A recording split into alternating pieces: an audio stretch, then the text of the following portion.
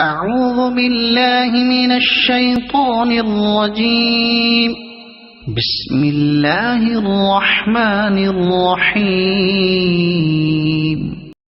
وَإِذْ قُلْنَا ادْخُلُوا هَٰذِهِ الْقَرْيَةَ فَكُلُوا مِنْهَا حَيْثُ شِئْتُمْ رَغَدًا وَادْخُلُوا الْبَابَ سُجَّدًا وَقُولُوا حِطَّةٌ نَغْفِرْ لَكُمْ خَطَايَاكُمْ وَسَنَزِيدُ الْمُحْسِنِينَ۔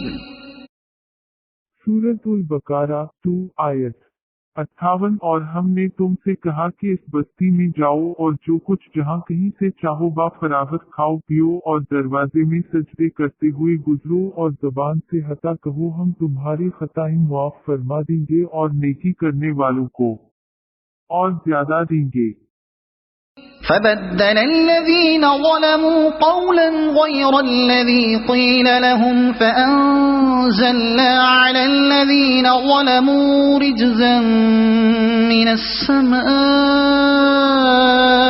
بما كانوا يفسقون۔ سورۃ البقرہ 2 آیت 59۔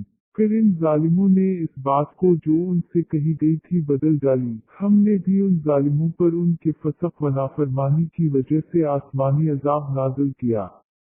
وَإِذِ اسْتَسْقَىٰ مُوسَىٰ لِقَوْمِهِ فَقُلْنَا اضْرِب بِّعَصَاكَ الْحَجَرَ فَانفَجَرَتْ مِنْهُ 12 عَيْنًا قَدْ عَلِمَ كُلُّ أُنَاسٍ مَّشْرَبَهُمْ كُلُوا وَاشْرَبُوا مِن رِّزْقِ اللَّهِ وَلَا تَعْثَوْا فِي الْأَرْضِ مُفْسِدِينَ۔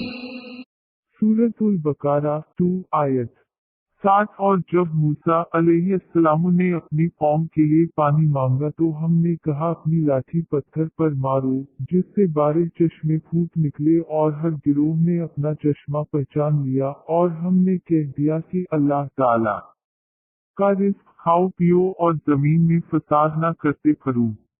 صدق اللہ العظیم۔